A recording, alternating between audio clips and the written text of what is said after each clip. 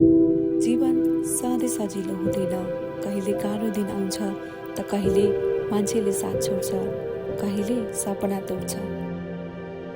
तर त्यो बेला एक कुरा याद राख्नुहोस् कि कुनै पनि कुराले तपाईँलाई रोकिन दिनु हुँदैन।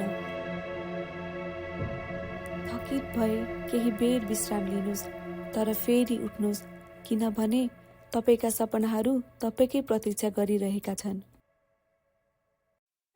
रोकिनु केवल विश्रामको लागि हो, हार मान्नको लागि होइन। हुन सक्छ तपाईँको गति ढिलो होस्, तर जबसम्म तपाईँ हिँड्नुहुन्छ, तपाईँ हार्नु भएको छैन। जीवनमा धेरैले तपाईँलाई रोक्न खोज्नेछन्। कहिलेकाहीँ तपाईँ आफै डराउनु हुनेछ, तर हरेक पटक आफूलाई सम्झाउनुहोस्, म अझै अगाडि बढ्न सक्छु।